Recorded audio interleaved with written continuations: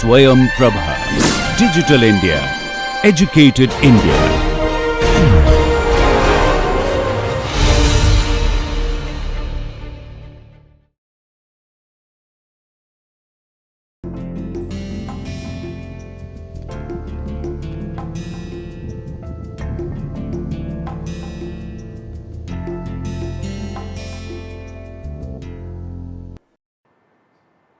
Welcome to lecture number 20.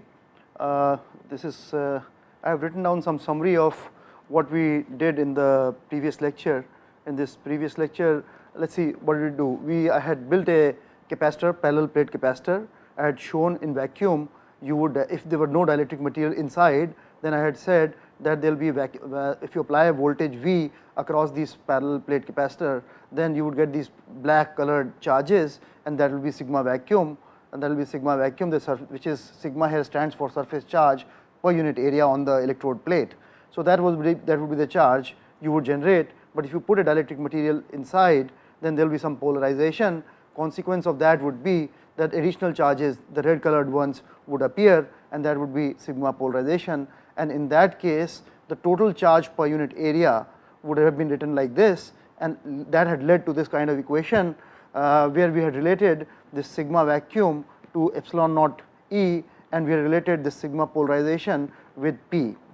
Further, we had written that this polarization P is related to dielectric constant, is proportional to electric field E, and through that we had defined a macroscopic dielectric constant K prime, or susceptibility psi is the same thing.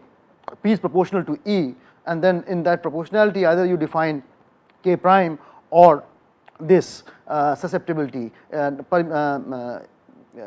electric permeability. So this susceptibility, not permeability, susceptibility. Permeability comes in magnetics.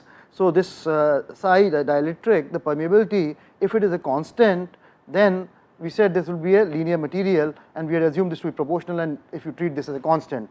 However, if this is P is not exactly proportional to E, though we are trying to make it proportional, in those cases it is traditional to make this quantity itself, though write it as if it is proportional, but make this quantity itself a function of the electric field, it's a function of electric field. So if this dielectric, dielectric susceptibility is function of electric field itself, then it's a non-linear dielectric. That's what we are going to do in this lecture. That's where we had left last time. However, before I start, I would like to do a little bit more on what continuing from past itself. That is, before we discuss this non-linear dielectrics, let us one more time look at this polarization, this quantity polarization. It can also be defined as dipole moment, and this mu quantity which I had already defined last time, dipole moment per unit volume. Now, if I take this dipole, for example, if there is a dipole plus charges, minus charges, and this is written as Z, which is represents the valency, and Q is the fundamental charge of an electron, then the plus ZQ and minus ZQ are these two charges separated by a distance delta, then this dipole moment is defined as ZQ delta. By the way, this dipole moment is a vector quantity, it has a direction. It has a direction. I am just writing it as a scalar, but otherwise you could make this all these quantities, polarization and this electric field, all are really vector quantities. So if you write this dipole moment, and if there are n such dipoles per unit volume, because remember we are interested in polarization, which is per dipole moment per unit volume. So I am looking at if n this is dipole moment because of one dipole, and if there are n such dipoles per unit volume, and I am writing all of them are aligned. The reason I am writing all of them aligned are so that I can simply add them up vectorially also, since I am not putting a vector symbol here, and otherwise in principle you should do vectorial addition, but I am just trying to look at the scalar values, so I must make sure that they are all aligned so that it can be added in a scalar way.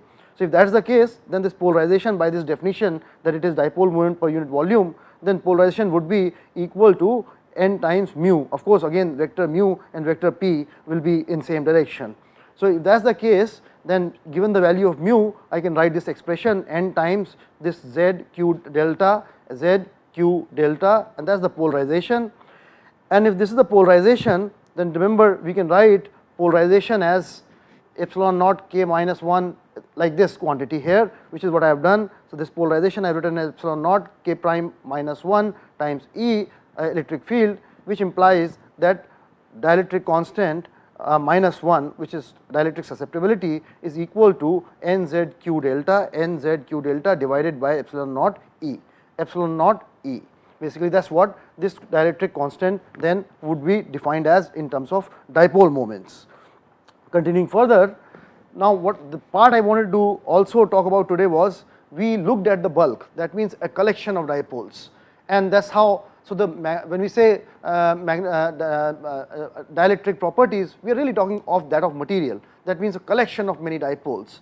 However, before we even whatever the value is in collection as a collection of dipole, one must look at individual dipoles also, or we should look at individual at microscopic level also. So, if you were to look, that is the part additional I wanted to add, if you wanted to examine dielectric behavior at microscopic level, where instead of applied fields, we work with local fields. Fields in a material, if you apply electric field, that is the applied field, but inside the material there will be a field which will be different from the electric field that one applies, and hence that field is being called the local field. So, if you deal with the local fields, then we define this quantity polarizability as of an atom. That means we are now dealing with microscopic level as this quantity alpha, which is same thing as which is written as mu divided by E, but this time electric field is local instead of electric field that is applied, which then I can write as P divided by n E local. Remember, n is, this is dipole moment per unit volume, and this is number of dipoles per unit volume, of course all aligned, and hence we are able to do this exercise in a scalar way. So, it is the same expression we have written. And now if you look at the local field, what the local field is, if you were to take dilute gases, then this local field will be same thing as, you have a far apart, you have gases, we have gas atoms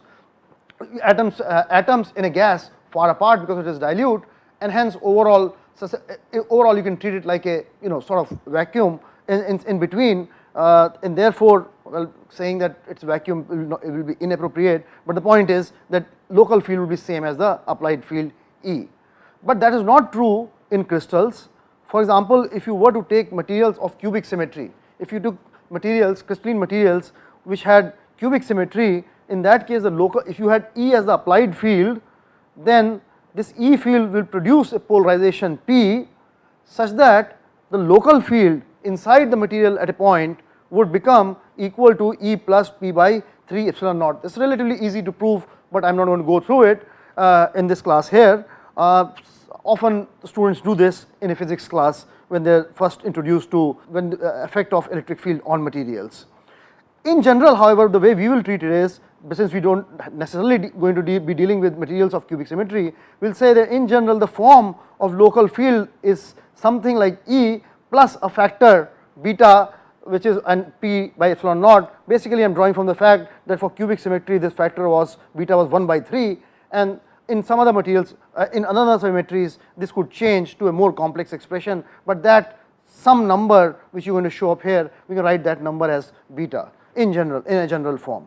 If that is the case, then we can write from here P as equal to alpha times n times E local, which is what I have done, P equal to n times alpha times E local, which now I am beginning to expand. P is equal to n alpha, and this E local we have written out here. So, this is the E local we are going to use, this E local we are going to use and substitute in here E local, then you are going to get what you are going to get is, we are going to separate P and E. So, you will take this on the left hand side. So, I am going to write 1, which is for, because of this P 1 minus this n alpha beta epsilon naught, we are taking this on this side, is equal to n alpha E.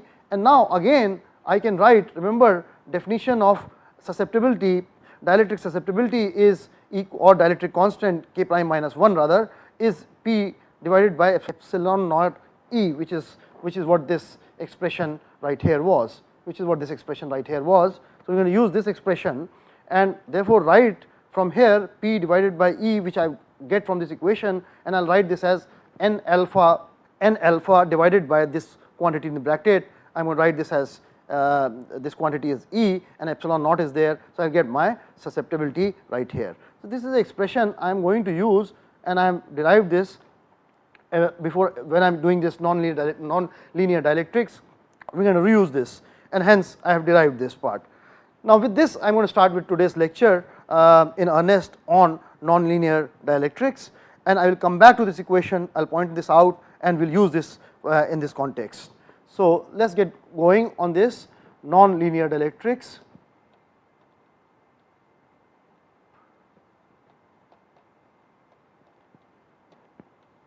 Remember, one example yesterday we took was BaTiO3 barium titanate. We will use this as an example of a non-linear dielectric, and remember this I had shown this, the dielectric constant of this material as something like 3000, a very high dielectric constant material, and this is the material which is, and I said this is a non-linear dielectric. So, today let us look at this particular material to explain what non-linear dielectrics are, and as we do, we are going to then generalize our ideas using this as a material, and mathematically we will connect this behavior of this material, dielectric behavior of this material, with this expression which we have derived right here. So, I am going to connect back to this. So, let us start with this. But even before we start talking about non-linear dielectrics, let me just give a quick rundown of certain facts which I am not going to prove, but they are just fact. Let us first start with what is a piezoelectric material. You may be wondering why I am talking about piezoelectric materials when I was talking about dielectric properties, but this will become apparent to you in a minute. What are piezoelectric materials? These are, if you apply stress,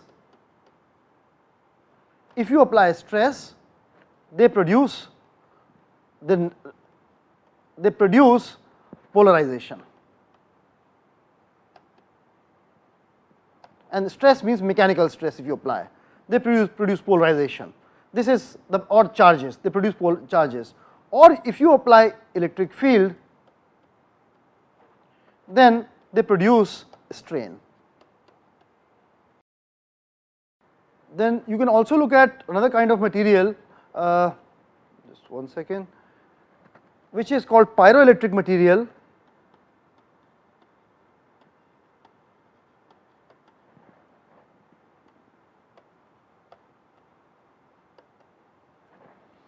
In this case, if you apply a temperature gradient, if you change the temperature, in that case you get what is called as spontaneous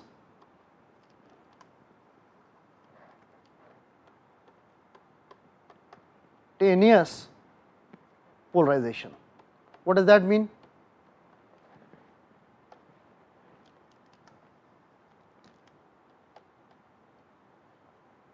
As opposed to polarization. Here you had polarization, that means you apply stress, then you will have polarization, but if you do not apply, then there will be no polarization. Whereas in this pyroelectric material, if you apply temperature gradient, if you change temperature, then it will result in a spontaneous polarization. That means it is permanent in nature. Even when you remove delta T, some of it polarization may remain in the material. That means even when the temperature is taken back to its state, some polarization may remain. That means if you were to start with something, which is unpolarized, apply temperature, and polarization may increase, but and this will be spontaneous. So, this will be sort of permanent in nature and will remain there. Third material which we look at is ferroelectric material,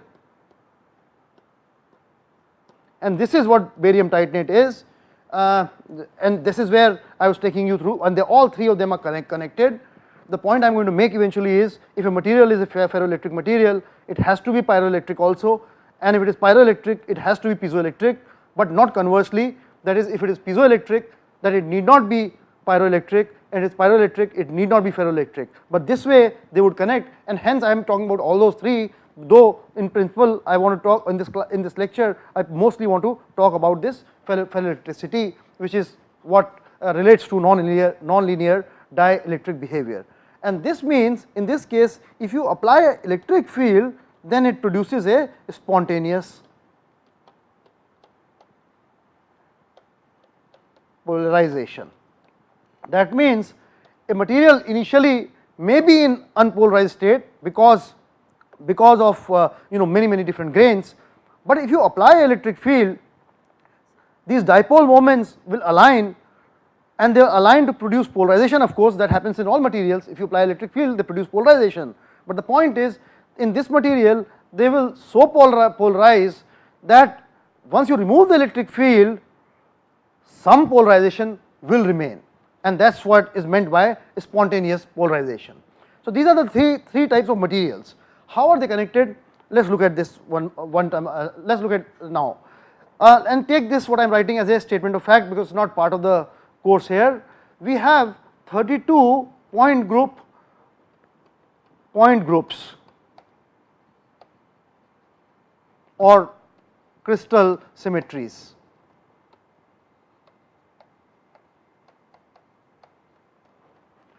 Out of these, 11 are centrosymmetric.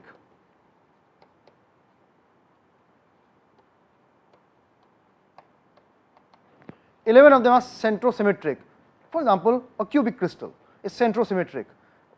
There is a center about which there is a complete symmetry. 21 of course then are non-centrosymmetric.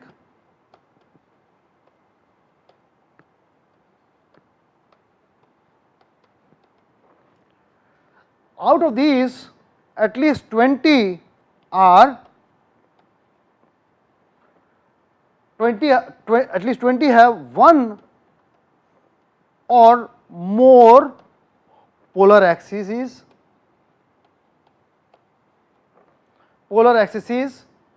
and these materials are piezoelectrics.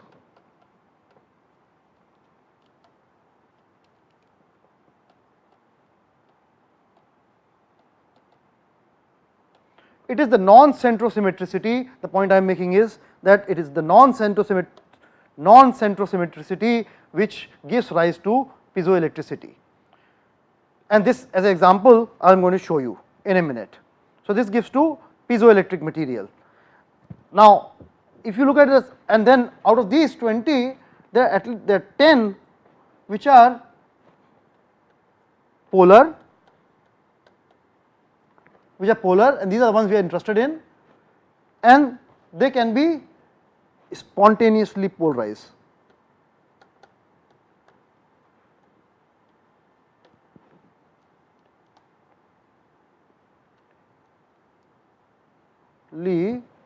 Spontaneously polarized.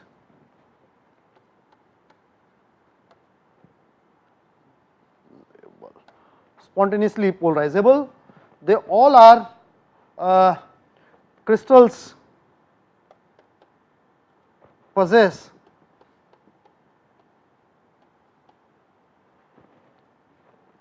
permanent dipole moment,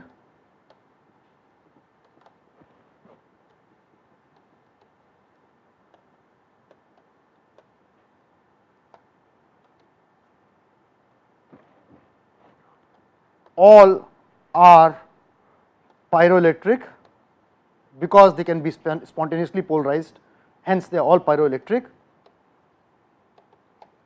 Remember, you need spontaneous polarization for pyroelectric material, of course for ferroelectric also. Some of these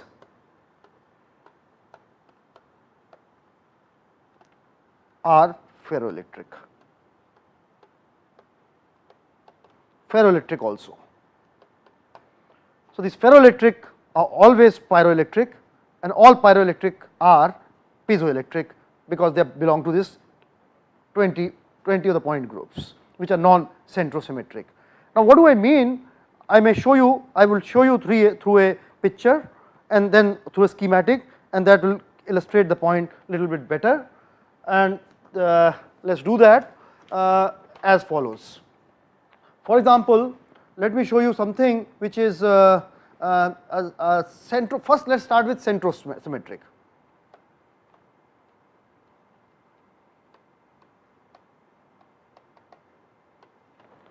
Which means I am taking this as an example. Maybe I do it here itself. this example I will do right here.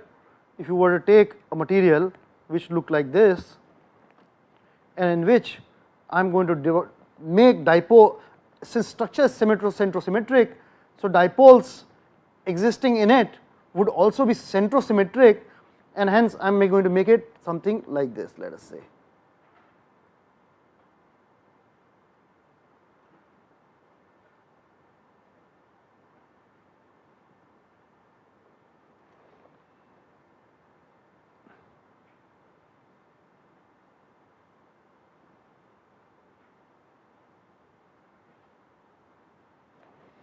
What have I drawn? I am drawing as if these are the directions of the dipole moment. This direction down, this direction on right, this direction on the left. Similarly here for different locations. What will happen? In this case, all the dipole moments will cancel out. All the dipole moments, one on the top, one pointing this way will cancel out with one pointing out this way, one pointing out this way will cancel out, one pointing out this way, and net polarization would be 0, because net dipole moment is 0. Net dipole moment is 0, so net polarization would be 0. If you were to, for example, apply stress on this material, a compressive stress, then let us say this material got compressed in this direction. So because you applied compressive stress, mechanical stress, if you apply on this, what is going to happen in this case? In this case I am going to show that this dipoles in this direction getting stretched because you applied stress.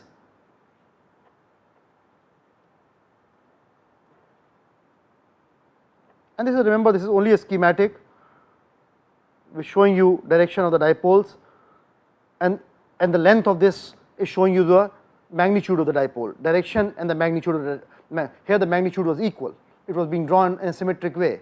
In this case this is long and this direction is shorter, because when you applied the stress, sort of d has shrunk, whereas it expanded in this direction, the d has expanded, the distance between the dipole, the positive and negative charge centers has increased. So if that is the case, then as you apply stress this happens, but then again this dipole moment pointing this way will cancel the dipole moment pointing this way. Dipole moment pointing this way will cancel with the dipole moment cancelling with this way, though dipoles have changed, dipole moments have changed, but net dipole moment continues to remain 0 and P is equal to 0. This is the nature of the centrosymmetric structures, that if you apply electric field, if you apply stress, there is no change in polarization, whereas in piezoelectric material we expected that when you apply stress then some polarization must be generated, and that we will see will come because of non-centrosymmetry, and that's what. But if it is centrosymmetric like these 11 point groups, in that case, like for example cubic material, in such cases even if you apply stress, polarization will be 0. Of course it can still be linear dielectric, that means if you apply electric field to this material, these dipoles will change, dipole moment will change, and there may be a net dipole moment, there will be some net dipole moment as a consequence. So that would still happen, this will have some dielectric constant which will be a low dielectric constant, but we will see what happens if this was non-centrosymmetric and what happens as a consequence of non-centrosymmetry when spontaneous polarization becomes possible. These are the two aspects we need to look at as heading towards barium titanate. So now, so this is a centrosymmetric. Now let us look at a non-centrosymmetric, now let us look at non-centrosymmetric crystal. In fact, let us add the word non here therefore. Now let us look at one of the non-centrosymmetric. Let us take an example like this now. What if these dipoles were pointing like this?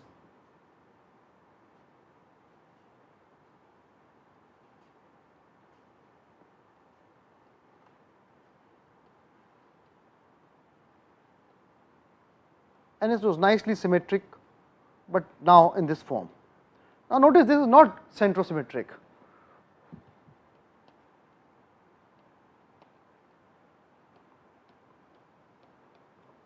The inversion symmetry is not there, therefore it is not a centrosymmetric structure.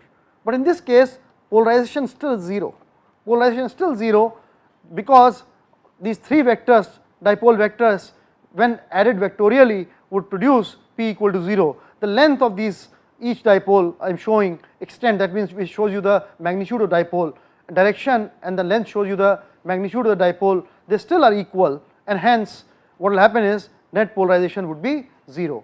Now in this case let us apply stress to the crystal, and what happens? When you apply stress, let us say again compressive stress, something like this, you applied a compressive stress on this material, but now something will happen. As a consequence of this compressive stress, let us say now this has become like this.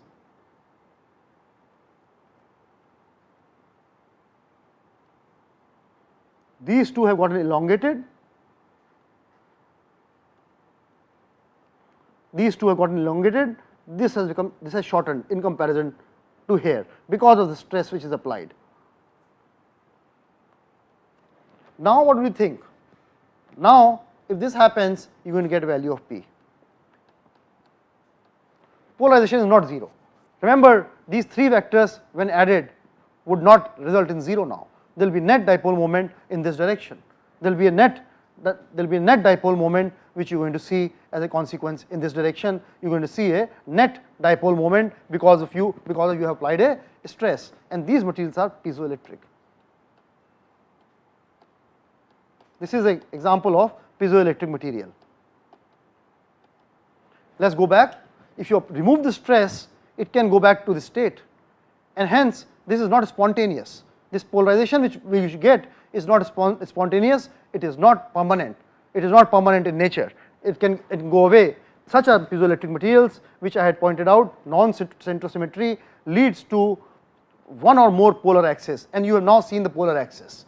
In one direction, which is this direction, polarization can result if you apply a stress in this particular schematic.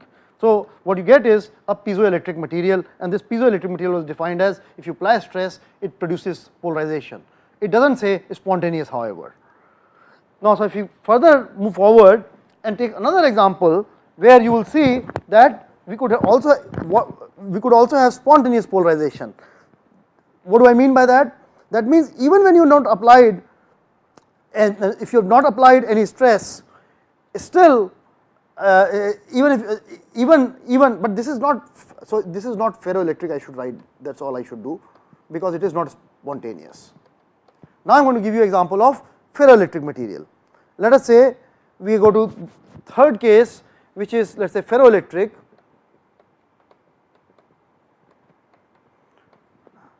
Of course in this case also it will be piezoelectric. Ferroelectric materials are always piezoelectric or pyroelectric for that matter. But now in this case what I am going to do is, let us take a structure which is like this. Let us say we consider ions. Here is the negative ions. Let us say these are the negative ions which I am drawing. These are negative ions, and here is positive ion. Let us say these are the positive ions. Sorry. So these are the positive ions. What do you see?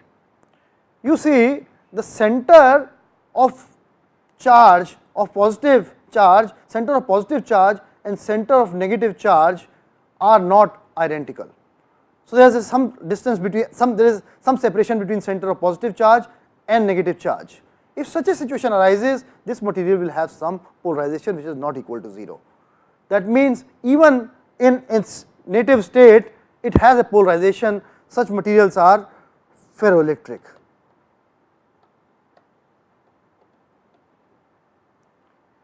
And if you apply since it is ferroelectric material, it can also demonstrate piezoelectricity, and this you can see as follows, that if you were to apply stress in this material, the fact there is a spontaneous polarization, even when you have not done anything, P is not equal to 0, implies that it is a ferroelectric material. Since ferroelectric material is also a piezoelectric material, therefore let us look how that piezoelectricity plays out in a ferroelectric material.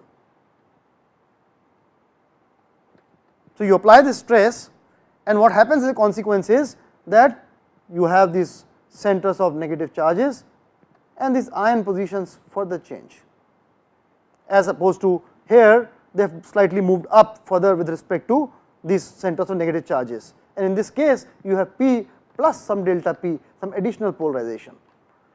This is showing you a behavior which shows piezoelectricity.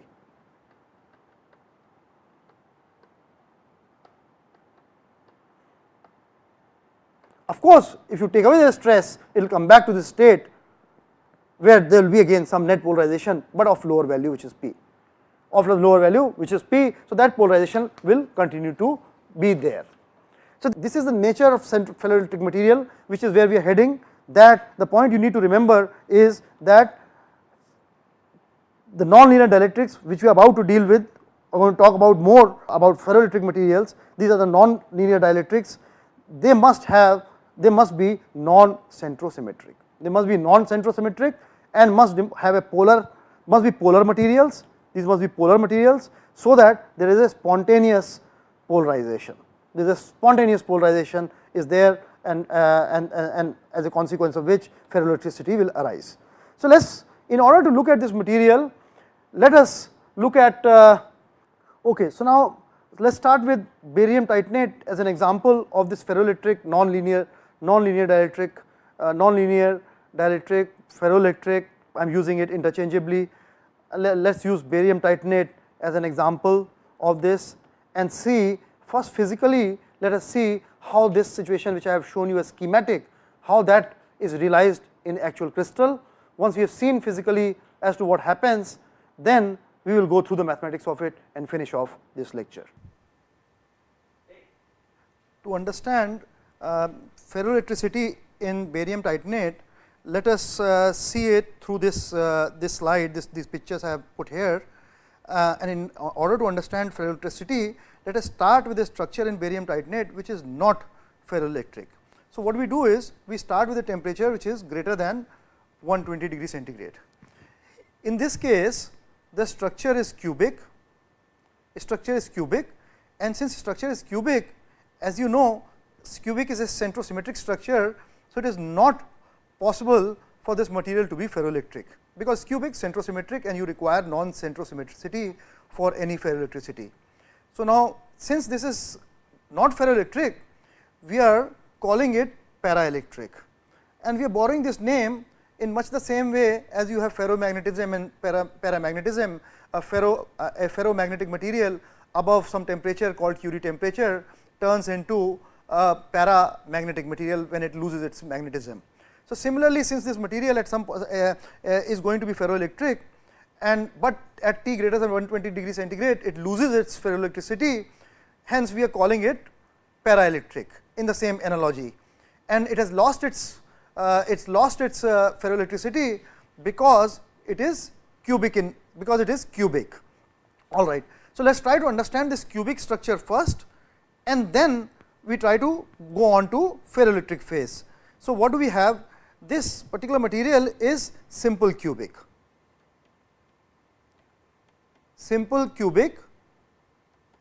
and basis set of atoms is, it is a 5 atom basis, that is 1 barium atom, 1 titanium atom and 3 oxygen atoms. And at what location? Barium is at 0 0 0. That means, if I draw a cube like this here, this cube drawn here, then at the corners we have what are 0 0 0 positions. So, if you wish, what we can do is we can put a coordinate axis something like this. This is x, this is y, and this is z. So, we can put a coordinate axis something like this, and what that means is that barium is at 0 0 position, then it is at this position. Let us say this is x axis, this is y axis, and this is z axis. So, this is 0 0 position, and if you displace, then by lattice parameters, which is a in this case, then so if you go from here to here, you get equivalent atom, that is also 0 0 0 position therefore, or you move by lattice position, lattice distance a, then again it is 0 0 0. So, these corners are 0 0 0 positions. One barium atom these are, so blue ones are one equivalent to corner of cube means one barium atom. In the center at half right here half we have a titanium atom, and on the FCC like positions, that means on, let us say, half 0. So, if this is x, this is y and this is z, then in that case half 0 is move half in this direction and half in this direction. So, this is half of 0. So, this is half of 0 oxygen atom, and equivalent, if you move a lattice parameter, you get an equivalent atom. So, therefore, this is also equivalent half 0 atom. Similarly, you got half, if you look at half 0 half, I should erase this. So, if you look at this half 0 half, so I move half and then and half this way, 0 half is right here, and z you move half. So, you get this particular oxygen atom, and this is an equivalent oxygen atom. Every time you move by lattice parameter, you only get a equivalent atom.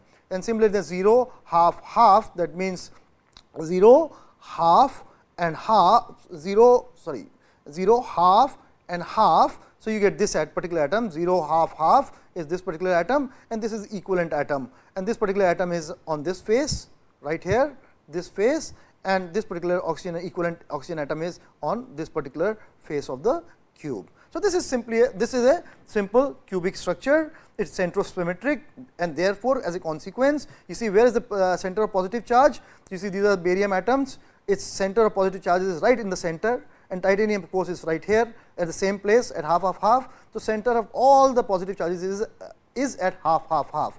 Similarly, if you consider this octahedron made by this oxygen atoms, center of that is also at half.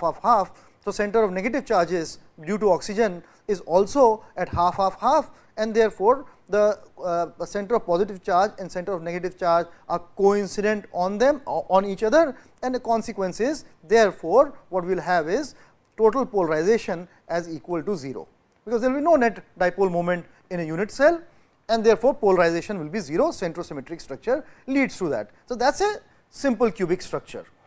So, now let us look at ferroelectricity. How does ferroelectricity comes? Now, suppose you start cooling it down to below 120 degrees centigrade. So, if you go down to at temperatures less than 120 degrees centigrade, then what happens?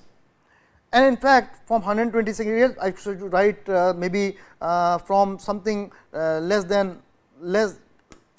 from temperatures anywhere from room temperature to onwards to 120 degrees centigrade. In fact, from temperatures even less than room temperatures to 120 degrees centigrade, the barium titanate goes into a tetragonal phase. So, barium titanate goes into a tetragonal phase. So, phase transformation happens at 120 degrees centigrade as you cool it down. Cool this down from temperatures greater than 120 degrees centigrade, and then as you cool down to less than 120 degrees centigrade, at 120 degrees centigrade, this particular material changes its phase and it becomes tetragonal. So, this particular tetragonal phase is ferroelectric, and how does this ferroelectricity arise is what I want to show you. So, how does this happen? So, let us look at this. So, what is happening is, go back here to this particular diagram of simple cubic. Now, imagine what you are doing is that you are pulling this axis up, you are elongating this axis a little bit and maybe squeezing this little bit. So, what you have in a tetragonal one is that this particular dimension is 0.403 nanometers, whereas these two A and B axes are equal and they are 0.398 nanometers. Now, this tetragon I have formed by placing the barium atoms. So, these barium atoms again we are calling at 000. So, this is the 0008 barium atoms which form the cage, tetragonal cage. Now, we are going to place all other atoms with respect to this particular cage. So, if you look at so now what I am doing is that in order to explain to you what has happened, that imagine for this cage, this blue line, particular blue line going through is the center line, is the center line of this cage. What is this diagram? This diagram I am showing this particular face. This particular face is being shown on this diagram. In other words, I am showing you 100 projection of barium. I am showing you a 100 projection of this particular barium titanate tetragonal structure. So, okay. So, if that is the case, so if what I am doing is I am making a center line and I am drawing a blue center line. Now, think like this, that this whole look at the simple cubic, there was a this is the octahedron formed by oxygen atoms here, by these six oxygen atoms had formed an octahedron. Now, imagine this octahedron slightly shifts down, this this octahedron has slightly shifted down with respect to the central line. So, what I am showing you here is, now in this case this is gone here. So, now what I am showing you here is that with respect to this blue line in the center, this particular oxygen atoms have moved slightly down. What am I showing you? That this is the oxygen atoms, these 4 oxygen atoms. So, if I take 100 position, then this particular atom is shown right here, this particular atom is shown right here, and these two will fall on top of each other, and that is the atom, oxygen atom here. And with respect to this blue line, which represented the center of the cage, this barium cage, then this oxygen octahedron has moved down a little bit by this 0. So, this distance is between blue line and the black line, 0.006 nanometer, it has moved down. Okay. Not only that, something more has happened. In fact, this octahedron has distorted.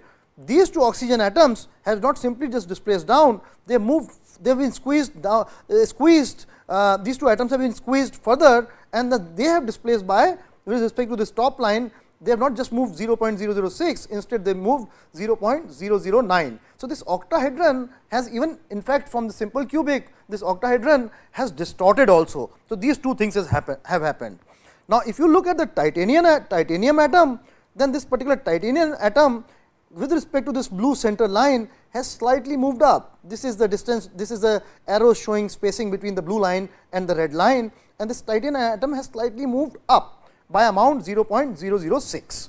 So, that is what has happened in this barium titanate structure, and consequence of that now will be, now you can imagine, you can think like this, the center of these barium, center of positive charge due to these barium atoms will of course will be smack in the center where the blue line is, the center of all the positive charges due to barium, and titanium charge is positive charge due to titanium is where it is shown, right, that is where the titanium atom is. So, somewhere net positive charge will be above this blue line, whereas if you look at the oxygen, now oxygen cage right here, the net positive charge will be, negative charge would now be slightly below the blue line, and therefore, now the center of positive charge and centers of negative charge are not going to be coincident on top of each other. Consequence of that is that in this particular material, P will not be equal to 0. P will not be equal to 0, and that will, there will be net polarization or net dipole moment in cell, and in material there can be therefore a net polarization, and such a material therefore we will say it. So, this particular material therefore acquires ferroelectricity. Ferroelectric. So, this becomes a ferroelectric material. The fact that it has a spontaneous dipole moment now that it has a spontaneous dipole, this material, in this structure, tetragonal structure, what I have described here, the fact that it has a net dipole moment polarization, that means it is not 0. Therefore, this material can be ferroelectric. In fact, since there is a spontaneous polarization, therefore, for sure it is pyroelectric. It is pyroelectric, and as you know that some pyroelectric material can be ferroelectric. In this particular instance, this is also ferroelectric. All right, and all this has happened because the structure is not centrosymmetric. So, so this is the point which needs to be understood, why, because of structure ferroelectricity in barium titanate arises. So, as a consequence, what happens? Before we go on to describe this particular material, let us one more time do the mathematics of it as to what happens then, what is going on in this material, and we will describe this by using the same equation as here. Remember, I had shown you that dielectric susceptibility is given by this quantity. Now imagine what happened. In fact, I want to speak about one more thing in terms of why this structure has happened like this. I want to connect to something I had discussed earlier also. You will recall, you go back a lecture and you will recall I had drawn a curve something like this. I was talking in terms of, I was talking about dipolar mechanism for in context of dielectric constants. I was saying, I was talking about dipolar mechanism, and I had plotted energy versus position, and I had position for, and in this I had shown a plot which was something like this. and I was saying there could be two equivalent positions, these two positions, and atoms could hop, ions could hop from one to another position, and from this position there are two positions in energy are equivalent positions, so they are equally probable. That is what we were talking about. Now let us connect this idea back with this ferroelectric idea, back with this this ferroelectric idea right here in this structure. And what does it mean? What is this hopping involved? I was talking about in dipolar mechanism, there is hopping involved, and what is that about? Now we will connect that and understand its dielectric property. So now I will come back again to the simple cubic structure, which was symmetric, nice symmetric structure. Let us see how we are going to get this tetragonal structure. What we will do is, let us do this. Take these 4 oxygen atoms, in order to make tetragon, start squeezing these 4 atoms slightly inside, while extending these 2 oxygen atoms, pull them up, pull this up and pull this atom down. Imagine, stretch these 2 particular atoms farther apart, and as consequence these 4 oxygen atoms, pull them closer. If you do that, what is going to happen? You see, the titanium is nicely sitting in the center. If you want to squeeze these oxygen atoms in, then the only way out is that this titanium atom should pop out of the pocket, either it can go up or it can go down. So now this is what you can see here, that as we convert it to a tetragonal structure, in this structure that I have shown, that what I am showing you is, this is what has happened is, this titanium atom decided to pop slightly out of plane of these 4 oxygen atoms, and it went up a little bit, and this whole cage which I am showing you here, this cage formed by oxygen atoms, has moved down a little. So titanium moved up a little bit, and oxygen atoms, cage of oxygen atom moved down a little bit, and this all happened because you squeezed these 4 atoms in, ions in, and these 2 ions farther apart, pulled them apart, and that led to a tetragonal structure. So this is what has happened, and hence this kind of structure formed. But notice that instead of titanium popping up, it was equally possible that this titanium would have popped down. It could have popped down also, and in which case this oxygen cell could have moved slightly up. Those will be equivalent structure. The one I have shown you is, in this case titanium has popped up and oxygen moved down, but you can easily imagine this cage moving up and this titanium moving down. So these are 2 equivalent positions, and now refer back, so these 2 equivalent positions. So these are the 2 equivalent positions for titanium ion. Now you can see, so this is, now if you apply electric field, if you apply electric field in particular direction, then one of these can become more favorable, one of these can become favorable, and that nature of electric field will decide therefore whether titanium would pop up or titanium will pop down, depending on which of these 2 positions becomes more favorable. And it is this mechanism which then leads to dielectric constants, or the high dielectric constants in barium titanate. With this connection, let us move on. Now if you look at the mathematics of this, then again go back to this structure which I was talking about. That dielectric constant, or dielectric constant K prime connected to susceptibility, is given by n alpha epsilon naught 1 minus n alpha beta epsilon naught, and remember this alpha is the quantity which is called polarizability. Now suppose you are at high temperature, greater than 120 degrees centigrade, and at that high temperature what is going to happen? You are going to have dipole moments, but the kT temperature will try to randomize these direction of these dipole moments, and as a result, so if I have a dipole pointing this way, some dipole pointing this way, some dipole pointing this way, some dipole pointing this way, in all different directions, because of this barium titanate crystals, I have this way, I apply electric field, which will then, all these dipoles will, whatever the polarization which has been created because of electric field, sorry, so cubic, we are talking about cubic barium titanate at temperatures greater than 120 degrees centigrade, there is no permanent dipole moment. When I apply electric fields, direct dipole moments are created, and these dipole moments are pointing in random directions, any direction they are pointing out, and this kT energy is trying to randomize them. Now what happens when you cool down? As you begin to cool down, the effect of kT, that means effect of temperature trying to randomize the polarization direction, will become lower and lower, and hence your dipole moment is, net dipole moment is going to increase in the direction of electric field that you are applying. because polarization dipole moments will like to follow electric field. It is only the kT energy which is trying to disturb them from out of their position. So as you cool down, your polarizability is going to increase. This polarizability is going to increase, and high temperature this term may be very small. In fact, let me write this expression one more time. So the expression I had written is that dielectric is equal to k prime minus 1 equal to n alpha epsilon naught 1 minus n alpha beta by epsilon naught, and high T, high temperature, n alpha beta epsilon naught is small, because very high temperature this alpha is small. Temperature is trying to randomize all the dipoles, and this quantity is small, you can neglect it in comparison to 1, and you will get some small dielectric susceptibility value. But as you lower the temperature,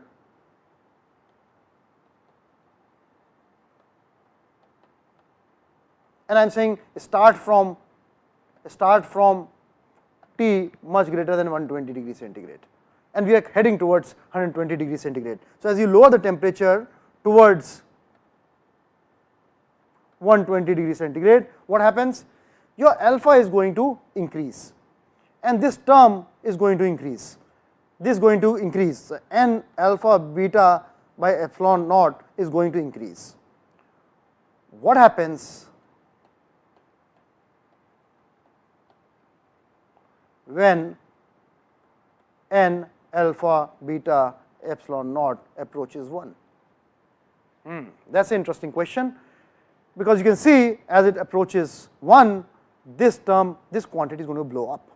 Dielectric constant will blow up, it will start going towards infinity.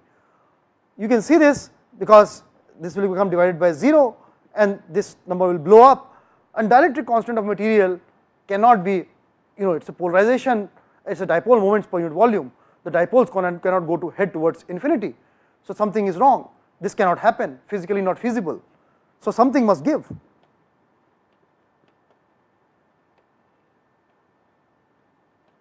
In fact, that means implies will tend towards go towards infinity. That cannot happen. Something must give, and what happens is phase transformation.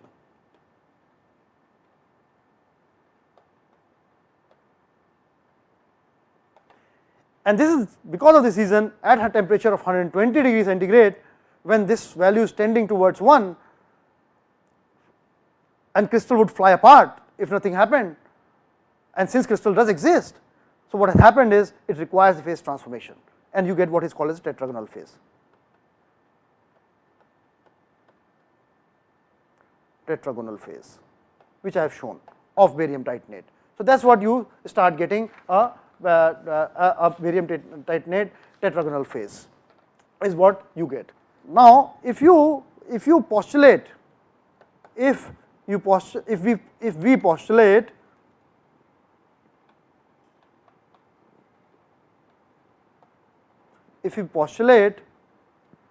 that this polarizability which we are talking about is proportional to some constant divided by T. Remember I said as temperature decreases, polarizability increases. So if you postulate that it is inversely proportional to power 1 of T, then in that case we can write dielectric susceptibility as, or dielectric constant as C prime by T divided by epsilon naught. Remember what I am doing is I am substituting in here for n alpha.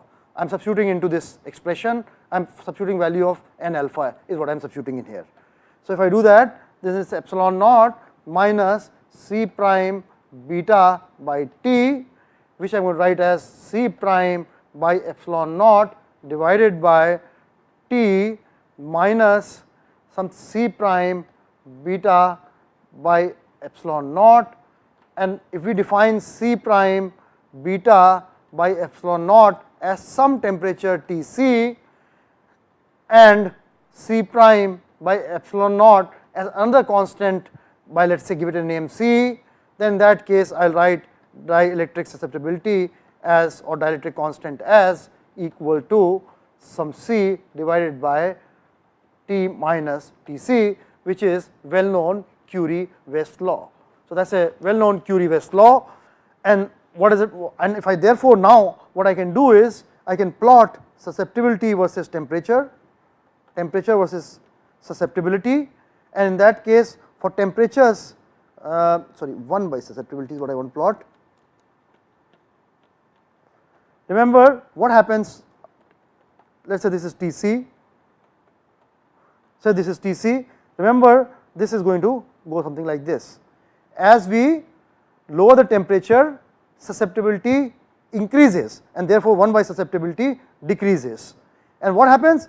At this point a phase transformation occurs, and a phase transformation occurs, and otherwise this would have gone down, this would have continued to go down towards a value of 0, because, and that means susceptibility would have gone to infinity, something like this, and because of phase transformation we get a behavior which is something like this.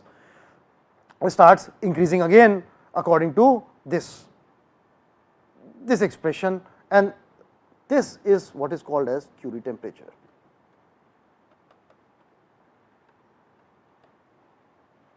In finality, in another 5 minutes, let me try to now show you the behavior of this particular barium titanate material. That if you look at ferroelectric materials, they will show you much the same way as ferromagnetic materials. They will show you what is ferroelectricity then. What is ferroelectricity? What it means is that if you have such a material, then it would show a behavior which is something like this.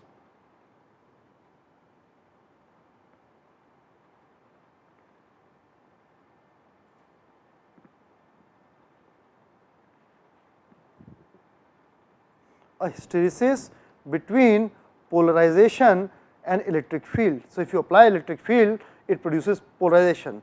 Remember, you apply magnetic field, it produces magnetization and in a ferromagnetic material, and this is a very similar thing, and that is why the name ferroelectricity has been given here, because it is a curve between P and E. There is a hysteresis. As you apply a field, electric field, you get what is called saturation polarization. This is the saturation polarization in this material, because this titanium atom, remember, has popped out in one direction, there is a and then popped out, and you get some polarization, very large polarization, and when you remove this electric field you get some remnant polarization. This is the remnant polarization, and if you want to remove this remnant polarization, you have to apply a coercive field EC, and this story repeats if you go in other direction. So that means if you apply a field and you can reverse the direction of polarization and remove electric field, there still is some minus PR or plus PR, which is this polarization which is still available in this material, and hence this is a good memory material.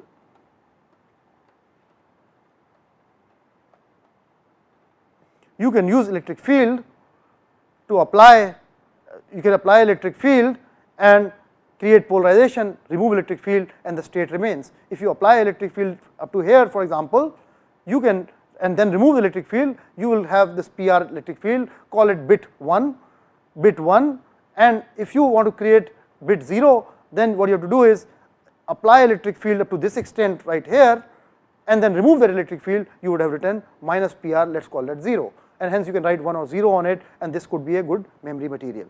But this is the behavior of this material, and these are ferroelectric material, very important class of materials in engineering.